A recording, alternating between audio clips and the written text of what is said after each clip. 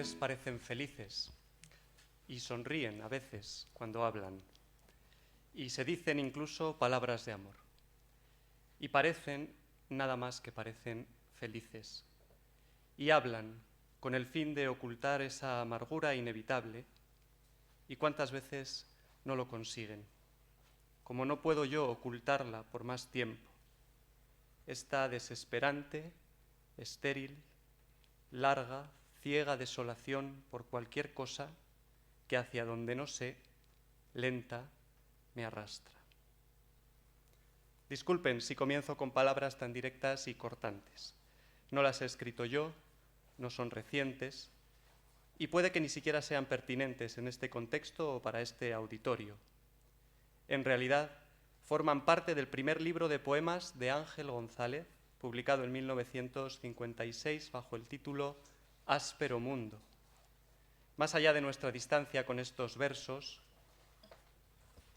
he querido pronunciarlos aquí y ahora, junto con el título del poemario Áspero Mundo, para evocar un estado de cosas que quizá no nos sea tan lejano. Reparando en nuestros rostros y conversaciones habituales, no es difícil descubrir gente que arrastra un pozo de pesadumbre. A veces esa pesadumbre remite a una insatisfacción radical con la propia vida, pero otras muchas veces, y aquí me querría detener esta tarde, esa insatisfacción o esa pesadumbre deriva de una serie de instancias cotidianas que nos resultan adversas. En un cierto sentido, parece que el mundo se nos ha vuelto áspero. No digo absolutamente insoportable, inmanejable, pero sí hosco, fatigoso, desapacible. Incluso cuando las cuestiones importantes están más o menos pacificadas, puede que la realidad común nos esté provocando esta desesperante, estéril, larga, ciega desolación por cualquier cosa de la que se duele el poeta. Subrayo estas últimas palabras, por cualquier cosa, ya que aquello de lo que intento hablar no tiene que ver con el sentido profundo de la existencia, al menos en primera instancia, sino con esas cosas cualesquiera que conforman el mundo en que vivimos cada día, cosas que no nos determinan últimamente, pero que cuando se tornan ásperas pueden arrastrarnos lentamente hacia donde no sabemos. Intento explicarme un poco mejor. Creo que en nuestros proyectos vitales se puede y se debe distinguir entre las opciones últimas y las coordenadas existenciales concretas en las que tales opciones se desarrollan. O dicho más sencillamente, una cosa es nuestro horizonte de sentido como seres humanos y otra cosa diferente, el mundo cotidiano en el que ese horizonte se despliega. Bien, hecha esta distinción, me atrevo a aventurar un diagnóstico para algo que se estaría dando entre nosotros. Pienso que no son pocas las personas en nuestra sociedad que son capaces de encontrar una orientación para la propia vida y al mismo tiempo experimentan una gran dificultad para vivirla cotidianamente. Esta situación me parece especialmente llamativa cuando se produce entre quienes vivimos en clave de fe o de consagración, por lo que esto supone en sí mismo, la fe o la consagración, y por la potencial riqueza con que hoy podemos vivir esta vocación. Sin embargo, nos ocurre paradójicamente que todo aquello que debería facilitarnos esta vida, a veces no lo hace, de modo que la plenitud a la que estamos llamados no siempre encuentra su cauce cotidiano. Y esto no es necesariamente por una hostilidad de las cosas hacia nosotros, sino por la aspereza con que percibimos el mundo en sus perfiles más básicos. Me refiero, por ejemplo, a la vivencia del tiempo, del espacio, de la materia, del cuerpo, de la razón, de la palabra o de la relación. Cosas quizá no tan elementales, pero en el fondo sí, coordenadas básicas. Y por si aún no quedara claro a qué me estoy refiriendo, trataré de identificar a modo de botón de muestra algún síntoma de esta desolación por cualquier cosa que a mi juicio nos está acechando. Un modo rápido de hacerlo consiste en reparar en aquello que es objeto de nuestra queja cotidiana. Piensen por un momento de qué cosas se lamentan habitualmente. Verán cómo emergen sin tardar todas esas coordenadas elementales de la vida que se nos han vuelto problemáticas. Buena parte de nuestro tiempo se nos va, por ejemplo, en dolernos de que no tenemos tiempo, o de que vamos muy acelerados, o de que nos apuran continuamente los horarios y los plazos y el rendimiento y las demandas, o de que no llegamos a atender todos nuestros compromisos familiares, sociales, o de que no descansamos lo suficiente, o de que no aprovechamos realmente nuestros momentos de ocio, que siempre nos parecen pocos. Ciertamente, los ritmos que se imponen habitualmente en nuestra sociedad explican por sí solos esta zozobra, pero uno intuye que puede haber algo más, algo que tiene que ver con nuestro propio modo de manejar esa condición elemental de nuestra existencia, que es el tiempo. La desazón por el tiempo corre en paralelo a la que nos provoca el espacio.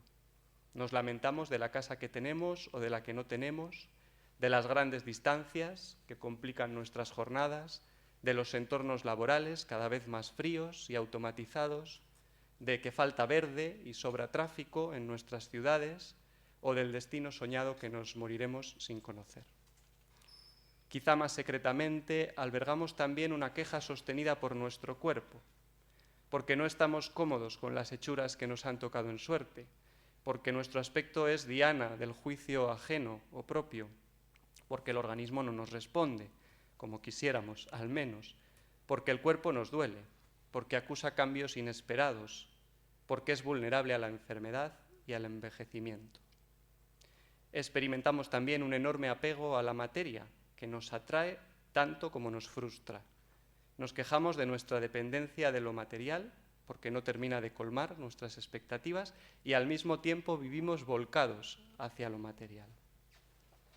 Y el lamento se multiplica y se adquiere mil matices cuando nos trasladamos al universo de las relaciones. Gran parte de lo que se deriva del trato con otros es susceptible de queja, porque fácilmente se recibe como un ataque personal, como una falta de consideración evidente, como una incomprensión culpable, como una animadversión escondida, un desprecio sutil, una falsedad manifiesta, lo cual genera a su vez interferencias en el ámbito de la comunicación. Por eso nos quejamos de lo que nos han dicho o de lo que no nos han dejado de decir, de que no nos escuchan, de los silencios inesperados, del mucho hablar para no decir nada. He trazado un panorama rápido de quejas que quizá no recoja más que una serie de contrariedades presentes en nuestra sociedad, pero que en realidad son heterogéneas entre sí, sin una matriz común. Haría falta un estudio más amplio para determinarlo. Sin embargo, el sinsabor que todas ellas dejan apunta hacia un modo estructural de mirar el mundo del que hoy es muy difícil abstraerse y en el que subyace una dificultad persistente. En concreto, la dificultad de entrar en relación con aquellas realidades básicas que habrían de permitirnos un desarrollo cabal de nuestras opciones vitales y no su contrario. Y si esto que yo percibo es así, se abren múltiples interrogantes ante nosotros. ¿De dónde viene este desasosiego? ¿Qué nos ha ocurrido para que cuestiones tan elementales se hayan convertido en rémoras para nuestra existencia cotidiana? ¿Estamos llamados a una contienda inevitable con el tiempo, con el cuerpo, con la palabra? ¿Estas magnitudes son de suyo enemigas del sentido? ¿Son por defecto piedras en el camino de la vida? ¿Lo son para la fe? Y sobre todo, esta sería la pregunta de fondo de este tiempo que me permitís hablaros, ¿la experiencia cristiana supone alguna novedad a la hora de situarnos en este mundo? ¿U opera solamente en el ámbito de la opción fundamental o del destino final de nuestra existencia? Dejo en el aire todas estas cuestiones para que resuenen en cada uno y al mismo tiempo trato de ofrecer alguna clave desde la que afrontarlas. Para ello vuelvo un momento a la lírica, porque no todos los poetas cantan lo que canta Ángel González, la desolación por cualquier cosa. Algunos, cuando se asoman al mundo, o si se pudieran asomar hoy a esta asamblea, quizá nos dedicarían otros versos y con ellos otra verdad. Te equivocas, sin duda. Alguna vez alcanzan tus manos el milagro. En medio de los días que idénticos transcurren, tu indigencia, de pronto, toca un fulgor que vale más que el oro puro. Con plenitud respira tu pecho el raro don de la felicidad. Y bien quisieras que nunca se apagara la intensidad que vives. Tu error está en creer que la luz se termina. Al cabo de los años he llegado a saber que en la naturaleza del milagro se funden lo fugaz y lo perenne. No, la luz no se acaba, si de verdad fue tuya. Jamás se extingue, está ocurriendo siempre. No conoce la muerte la luz del corazón.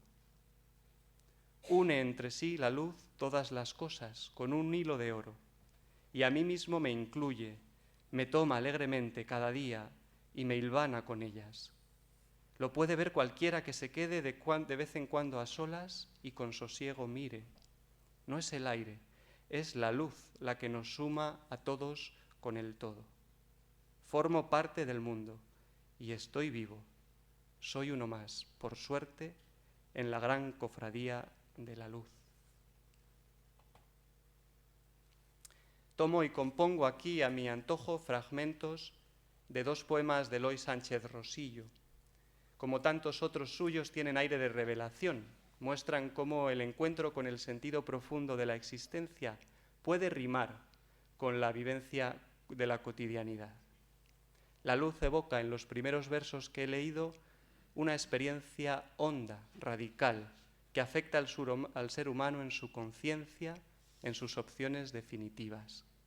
Se trata, en expresión del poeta, de la luz del corazón. En los últimos versos que he leído, sin embargo, la misma imagen de la luz sirve para nombrar un modo pacífico de estar en el mundo. Un modo que, lejos de abocarnos a la ciega desolación por cualquier cosa, nos introduce en una corriente que nos es favorable. Lo llama el poeta la cofradía de la luz. En ambas dimensiones, la más trascendente y la más inmanente, dicha luz supone una novedad a la que se despierta o a la que somos despertados, en medio de los días que idénticos transcurren. Y despertar a lo nuevo, en términos cristianos, es resucitar. Si la fe introduce algún tipo de novedad, no solo en el reino del sentido, sino también en el de nuestra vida diaria, en primer lugar hay que ir a buscar esa novedad a la resurrección, la de Cristo y la nuestra. Desolados como la Magdalena, o con el viento a favor como Pedro y Juan, acudamos esta tarde al sepulcro vacío, por ver si queda en él algo de luz eterna también para lo cotidiano. Es evidente que la fe en la resurrección y sus implicaciones exceden con mucho cualquier reflexión que haga yo aquí y ahora. Esta tarde quisiera solo recordar 3 aspectos del misterio que de distintos modos iluminan, creo, la situación que vengo planteando. Veamos estos aspectos juntos. Y voy con el primero. La resurrección es un despertar y un alzarse en la palabra. Donde Ángel González habla de una desolación por cualquier cosa que le arrastra lentamente, Eloy Sánchez Rosillo, lo acabamos de escuchar, habla de una luz que le hilvana con todas las cosas. Bonita esta expresión. Entre ambas formas de percibir el mundo parece abrirse un abismo. El contraste existe, es evidente, y no es baladí, pero tampoco es insalvable. No lo es para las cosas últimas y quizá no lo sea tampoco para las más inmediatas. Entre la pesadumbre y la claridad media siempre un milagro, y esto es justo y necesario reconocerlo de antemano. Media un milagro que nos excede, que no sabemos bien de dónde viene, ni por qué, ni hacia dónde nos lleva. Tampoco tenemos muy claro cómo hacer perdurar este milagro, cómo asociarnos a ese fulgor que ilumina de forma nueva nuestro paisaje íntimo y quizá también nuestro caos cotidiano.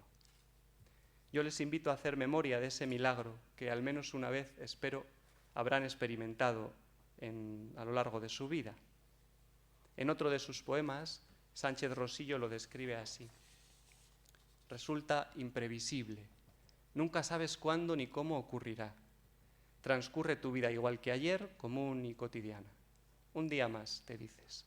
Y de pronto se desata una luz poderosísima en tu interior y dejas de ser el hombre que eras hace solo un momento. El mundo ahora es para ti distinto. Fíjense de nuevo que el poeta habla de un milagro que incide en dos ámbitos, el de la verdad personal y el de las cosas. Se desata la luz en tu interior y el mundo es para ti distinto. Se trata, por tanto, de un milagro del que no sabemos casi nada, salvo que nos despierta y nos levanta interna y externamente, hacia adentro y hacia afuera, hacia lo alto y hacia lo ancho.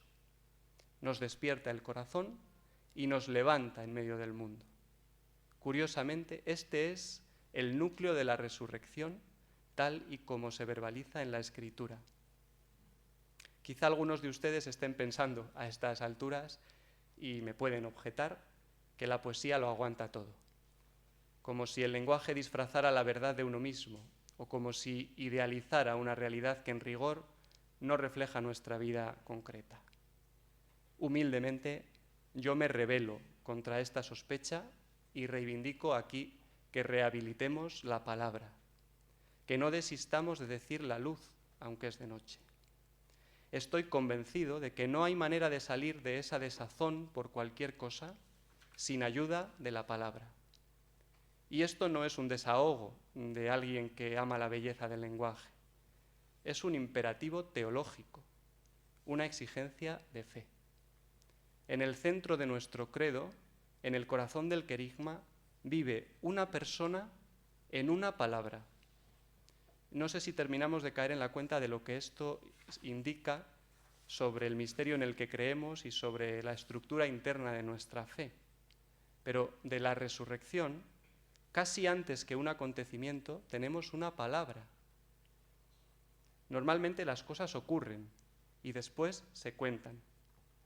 En la resurrección, sea lo que sucede, sucede contándose, hasta el punto de poder afirmar que ese relato de la resurrección es parte misma de lo que acontece.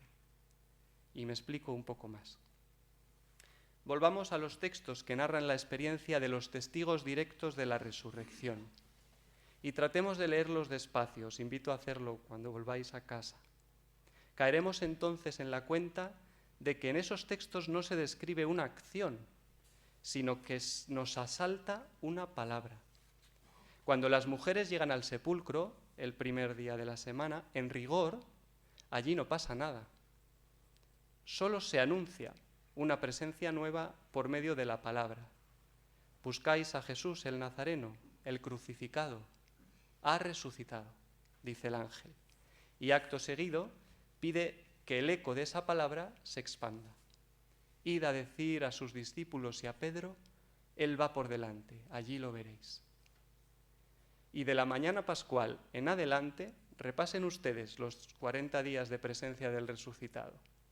No van a encontrar a Jesús yendo y viniendo, curando y comiendo, orando y predicando. Ahora su estatus teológico es otro, y ya no tiene cabida un rosario de acontecimientos como el que sí se dio a lo largo de su ministerio público. Los textos reflejan esto muy claramente, a mi entender. Con la resurrección, ese binomio fijo de hechos y palabras que caracterizaba a Jesús antes de la Pascua se desequilibra totalmente en favor de la palabra. Ahora no hay más que un acontecimiento inaudito, eso sí, inaprensible, que se anuncia, o como mucho adquiere la forma de una aparición. Pero lo que de verdad lo llena todo ahora es la palabra nueva sobre Jesucristo y del mismo Jesucristo. Porque fíjense en lo mucho que habla el resucitado para lo poco que se aparece.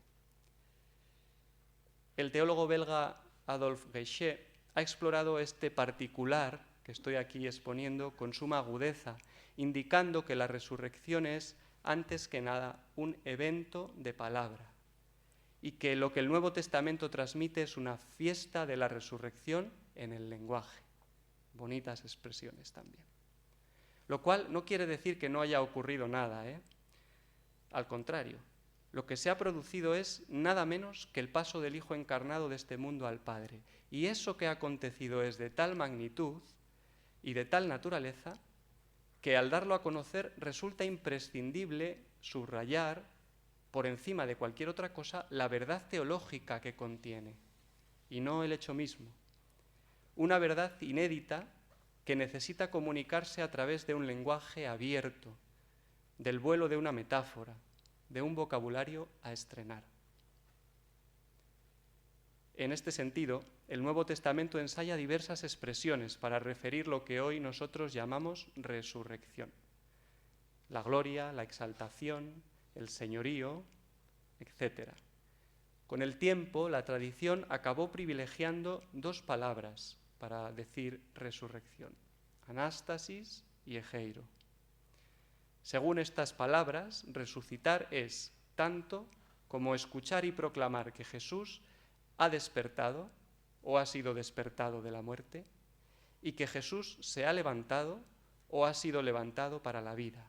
Y esto es todo lo que sabemos de la resurrección en síntesis. Con esta imagen se logra decir el misterio, pero como se dice en metáfora, se preserva a su vez el exceso de ese misterio.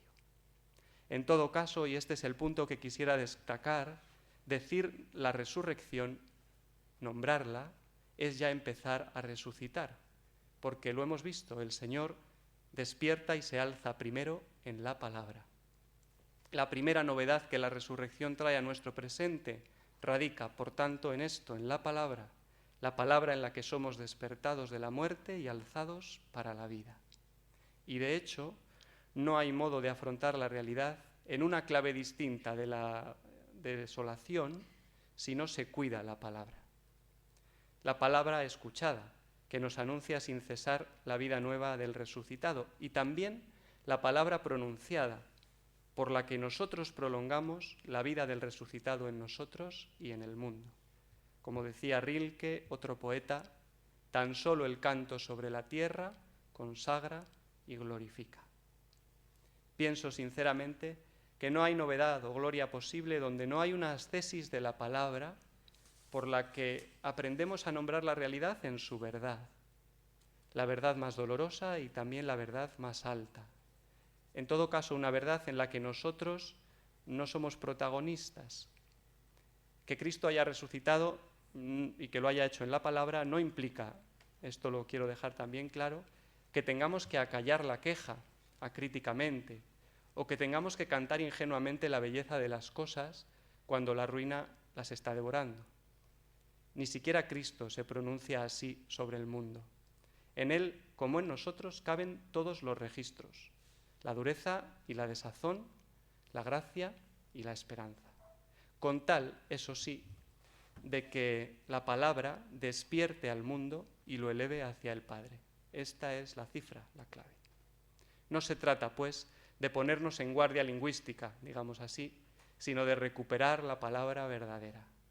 No sea que con la queja se nos escape algo más que un desahogo legítimo ante un mundo que quisiéramos de otra forma y que en realidad estemos atentando contra la vida del mundo cuando no hablamos de él resucitando.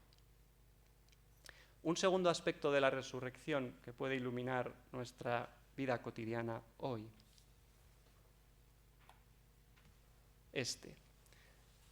Lo he nombrado así: la novedad en el resucitado y en los conresucitados.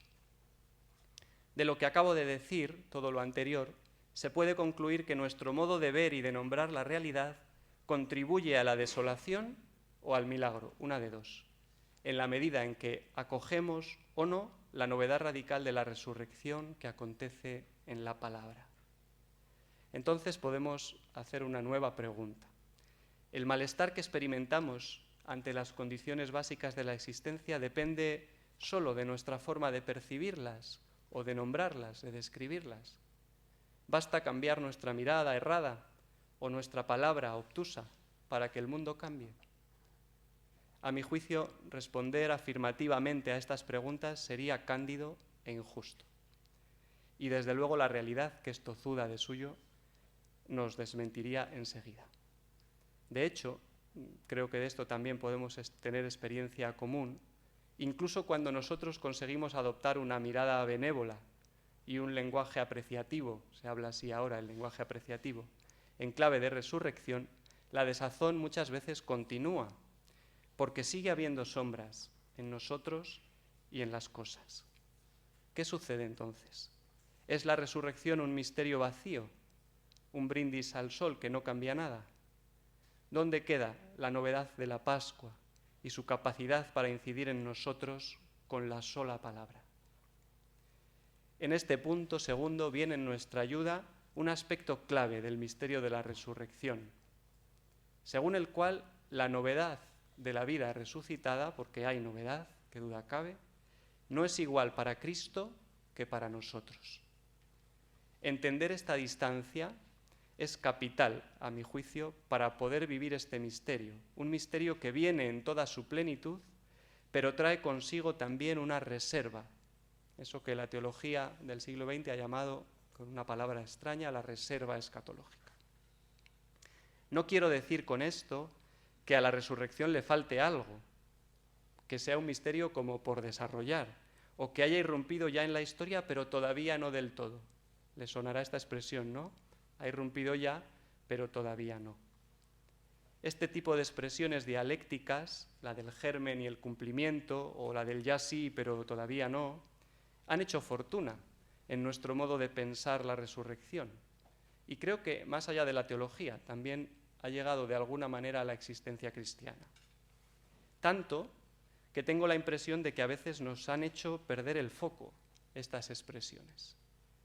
Al contemplar todo desde esta óptica, el ya sí, pero todavía no, es como si todo lo que tuviera que ver con Jesucristo, con la resurrección desde luego, pero en general con todo su misterio, hubiera acontecido solo en semilla, como si estuviera aún a la espera de mostrarse y de entregarse del todo, como si hubiera que seguir aguardando porque en Cristo solo tuviéramos un ideal de futuro, y no el futuro absoluto entrando en nuestra historia, que esto es lo que tenemos en Cristo.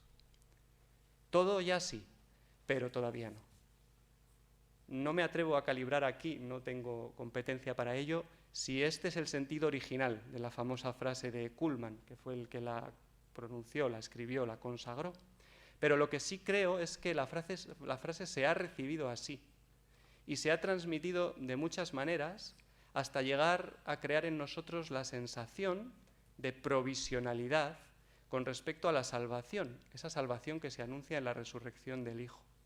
Y esto, creo no equivocarme, desdibuja la fuerza de la novedad de la resurrección, porque nada puede ser nuevo si está pendiente aún de llegar. Y como tal, si está pendiente de llegar, podría ser que llegase de otra manera no tan novedosa, o podría ser que nunca llegase. Y por tanto, nuevo, lo que se dice nuevo, pues no sería. Por otro lado, y esto también lo quiero decir, es innegable que la resurrección no ha desterrado ni la muerte, ni la angustia, ni la guerra, ni el dolor. Esto no hace falta casi ni decirlo. Todo esto sigue existiendo y con qué fuerza. Pero eso no significa que vivamos en una etapa de la historia en la que la salvación ya ha irrumpido, pero todavía no. Significa más bien que en Cristo ya todo es nuevo, mientras que en nosotros, ahora sí la reserva, también lo es ya, pero lo ha de ser aún más en el futuro, hasta llegar a una plenitud irrestricta, o dicho más sencillamente, Cristo ha resucitado, mientras que nosotros habremos de resucitar en Él. Estamos pendientes de resurrección. En Cristo, por tanto, hay novedad absoluta. En nosotros, sin embargo, conviven la novedad, por un lado, y la espera, el combate, la tensión, el crecimiento, por otro. Esta paradoja despeja cualquier ingenuidad, porque nos hace conscientes de que, mientras no llegue para nosotros el día de la resurrección, llevaremos clavado para siempre, en este mundo, el aguijón de la desolación. Pero al mismo tiempo, y esto es lo hermoso, nos brinda esta reserva la oportunidad de incorporarnos poco a poco a Cristo por voluntad propia y por obra del Espíritu. Todo esto constituye, por continuar con la famosa frase, nuestro todavía no hemos resucitado. ¿Y cuál sería entonces nuestro ya sí? Porque nosotros también tenemos un ya sí. Pues es doble. Se trata, por una parte, del ya sí de Cristo, que ha despertado, se ha alzado y vive resucitado entre nosotros. Y por otra, del ya sí de nuestro haber sido sepultados en Cristo. Porque esta novedad, la de la muerte, digamos, sí que ha irrumpido ya también para nosotros. La solidaridad de Cristo con el ser humano hasta la muerte, esto sí, ya lo ha compartido Cristo del todo con nosotros. El que se hizo carne de nuestra carne, nos ha hecho a nosotros muerte de su muerte. Una muerte de entrega y de amor que salta hasta la vida eterna. De suerte, y esto vuelve a ser hermoso, que nosotros podemos caminar con la certeza de que en ningún rincón oscuro, estamos solos, y de que nuestro sufrimiento, vivido en fe, se convierte en parte de los sufrimientos de Cristo ya. Por tanto, la novedad de la resurrección no radica solo en que estamos existencialmente determinados para la gloria que nos espera al final, sino también en que desde ya podemos otorgar a nuestro sacrificio la forma de la entrega absoluta, como hizo Cristo en la cruz. Y esto sirve tanto para el nivel de los sufrimientos profundos que están en el sentido de la vida, como para el nivel más cotidiano. Esa desolación por cualquier cosa que no podemos desterrar del todo, no tiene por qué arrastrarnos ciegamente, como decía Ángel González. Nosotros podemos tomarla entre las manos y darle con Cristo la orientación definitiva del amor. Y voy con el tercer y último punto acerca de la resurrección. ¿Qué es este? El de las novedades que la resurrección trae a nuestras coordenadas vitales más básicas. Hemos visto que es significativo y hasta necesario recordar que la fe en la resurrección brota en la palabra, primer aspecto. Una palabra excesiva que habla de un despertar, de un alzarse, que acontecen primero en Cristo y después en los hombres, segundo aspecto. Por tanto, hay un movimiento que va del resucitado a los conresucitados, y a la vez hay una diástasis entre uno y los otros, porque en él la novedad es irrestricta y en nosotros está pendiente de compleción. Y si esto es así, lanzo las últimas preguntas de la tarde. ¿Puede una novedad, que aún no lo es del todo, iluminar realmente al ser humano? Esto que a priori es válido en el ámbito del sentido, quizá esta novedad pendiente nos puede hacer vivir con sentido, ¿lo es también para las cosas concretas de la vida? Y dicho en otras palabras, ¿puede la novedad de la resurrección, que es restringida para nosotros, transformar las condiciones en que vivimos? Volviendo a los relatos y a las fórmulas de fe que nos proporciona el Nuevo Testamento, creo que la respuesta debe ser afirmativa. La resurrección no solo despierta y levanta al ser humano en su misterio último, sino que también lo hace en su universo cotidiano. Fíjense, por ejemplo, en cómo cambia en los textos la vivencia del tiempo. Las mujeres ya no caminan después de la resurrección, ahora corren. Se altera también la percepción del espacio. La casa ya no tiene las puertas cerradas, sino abiertas. Se abre paso a una idea distinta de la corporalidad. María ya no puede tocar al Maestro, como lo hacía antes, y Pedro, curiosamente, decide vestirse para lanzarse al mar. La inteligencia también recibe una luz particular con la resurrección. A los discípulos, dicen los textos, se les abrió el entendimiento. El mundo material queda también transfigurado. Hay una red que no se rompe, un solo pez que alimenta a muchos, o un trozo de pan y un vaso de vino que desvelan al tercer comensal. Se trastocan asimismo las relaciones. Son las mujeres las que portan el anuncio a los varones, y vuelve la paz a la vida común. Y cambia, por fin, el mundo referencial y comunicativo. Es otro el que ciñe y el que lleva y el que habla y pregunta y el que restituye o quita la palabra y el que establece las condiciones del mensaje, del anuncio, del diálogo y hasta del silencio. Y si quiero que éste se quede hasta que yo venga, a ti qué. Cambios sutiles, quizá, pero que si se miran en conjunto, suponen un indicio fuerte de esa nueva luz que hilvana entre sí todas las cosas y a nosotros con ellas.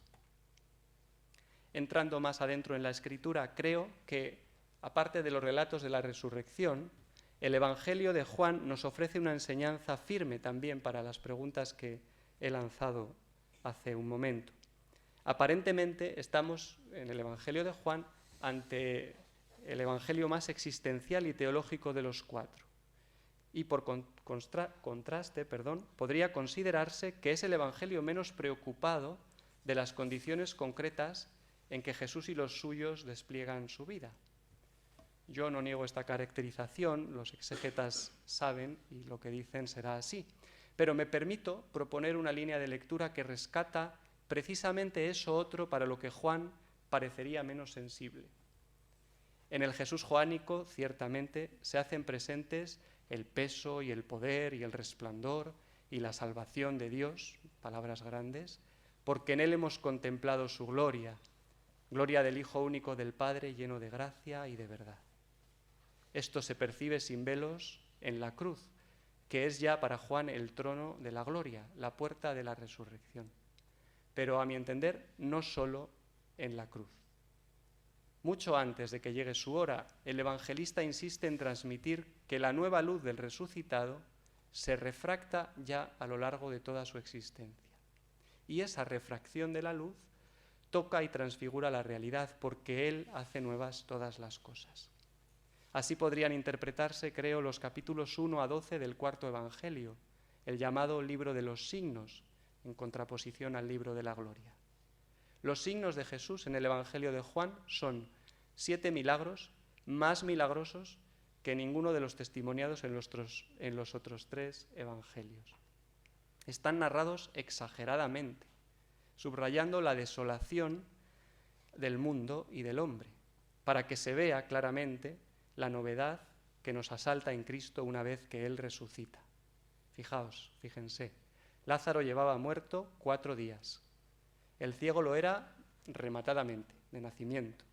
El enfermo de la piscina lo estaba y estaba allí desde hace 38 años. El vino viene a faltar precisamente en una boda. Vaya por Dios. El moribundo es un niño, hijo además de un pagano. Solo contando con los hombres son 5.000 los que comieron de 5 panes y 2 peces. Y Jesús no camina sobre el mar unos cuantos metros, que le hubieran bastado. Camina unos 25 o 30 estadios, 4 o 5 kilómetros, nada menos. Si logramos ir más allá de la espectacularidad de los milagros, notaremos que al resaltar esta sobreabundancia, Juan no se detiene en el ámbito de lo definitivo, del sentido. La luz pascual que nos salva no se dirige únicamente a lo profundo, sino que incide de forma muy plástica en las condiciones del vivir cotidiano. Lo fundamental, es verdad, es la gloria del Hijo que trae la salvación última. Esto es así. Pero junto a esta salvación, en cada signo joánico puede hallarse una cierta novedad que el resucitado aporta a las cosas corrientes. Las voy a repasar muy rápidamente, estamos ya a punto de terminar. En las bodas de Caná, Jesucristo pone en marcha una nueva lógica temporal. Primero, el vino menos bueno y luego el bueno. Una nueva lógica para tratar el tiempo. Y también una lógica distinta con respecto al espacio, porque a ese espacio nuevo del banquete no se entra por las tinajas de la purificación, que son transformadas en el relato. Se da, por tanto, en el signo de Caná, una novedad escatológica, por la que el resucitado transfigura nuestra vivencia del tiempo y del espacio. Ha cambiado ya una cosa bien concreta.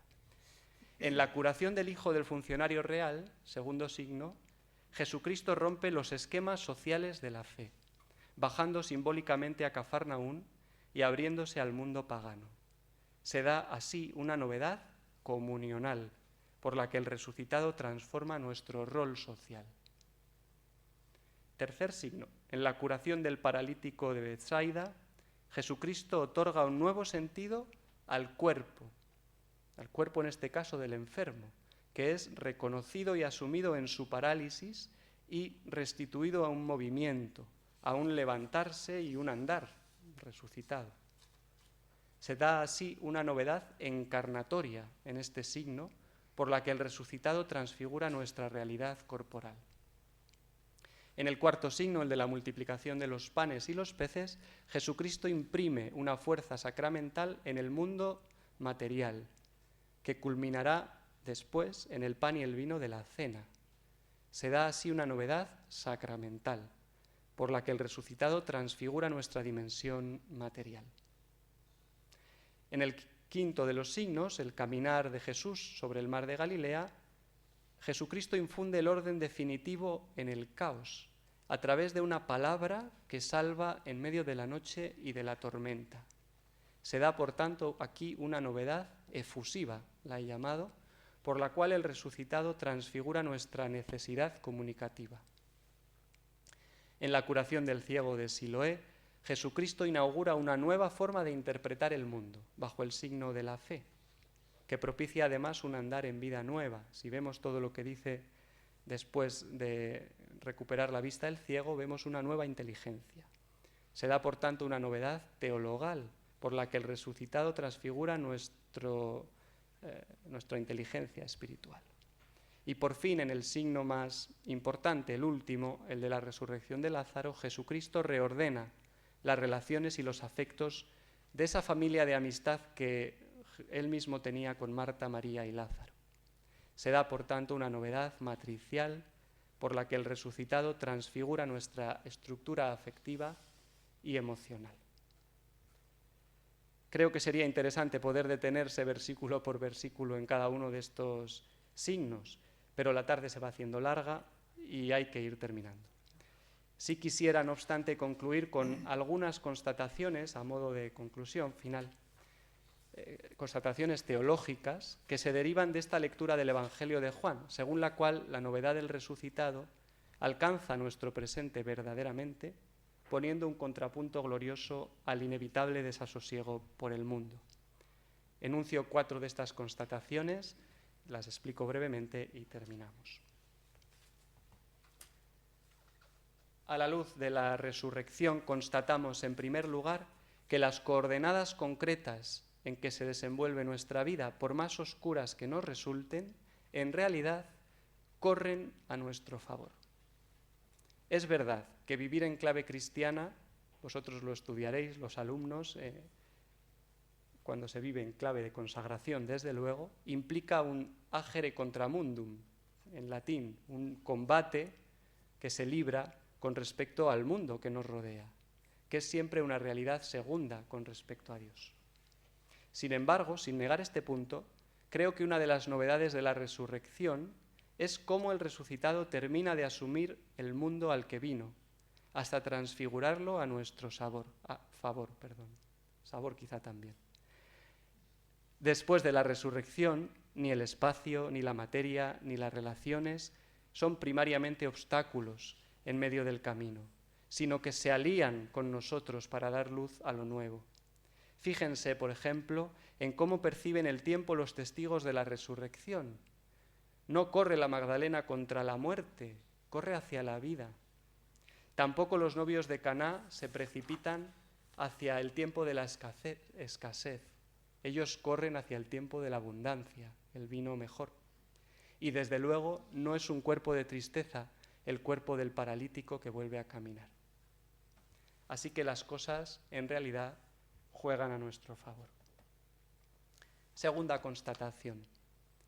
A partir de la resurrección entendemos que nuestra ignorancia y nuestra debilidad ante el mundo no es fruto, o no solo, de una impotencia radical, sino que es signo del misterio que sostiene y vivifica todas las cosas. ¿Cuánto sufrimos por las cosas sencillas de la vida que no entendemos, por las circunstancias que no controlamos, por los muchos contextos en que nos sentimos pequeños e incapaces? En ocasiones se vuelve una empresa prometeica no ya hallar una orientación para la vida, sino afrontar una jornada cualquiera. Arrostrar estas dificultades y aun dolerse de ellas pertenece al misterio de ser hombre, es verdad. Pero es todavía más propio del hombre el misterio mismo de serlo. Y el mundo, con sus cosas, esas que a veces se nos vuelven ásperas, nos lo recuerda a cada paso, cuando nos situamos en la órbita del resucitado. Lo que nos rodea no es fruto de la fatalidad, sino signo del misterio.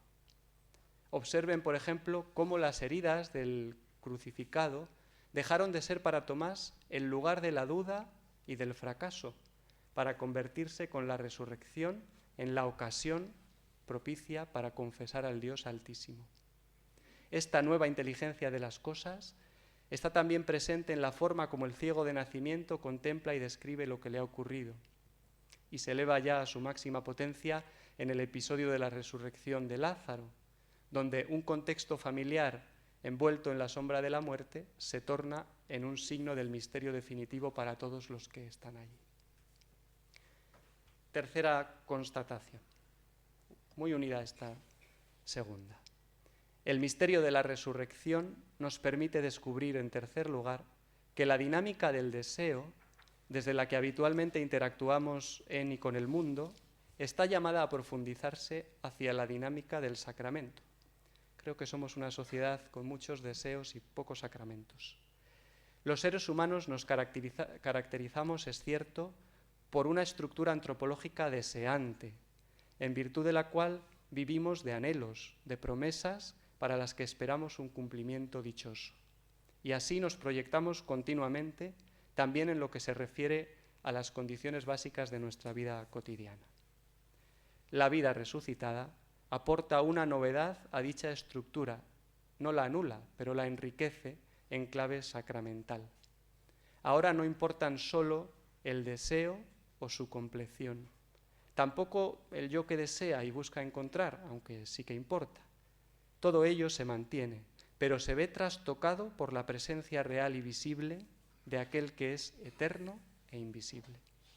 De suerte que las cosas, las circunstancias, en su materialidad, ya no son muros en los que se estrella continuamente nuestra apetencia, sino que son manifestaciones, más o menos imperfectas, de la presencia real del Dios vivo y verdadero, del Dios con nosotros.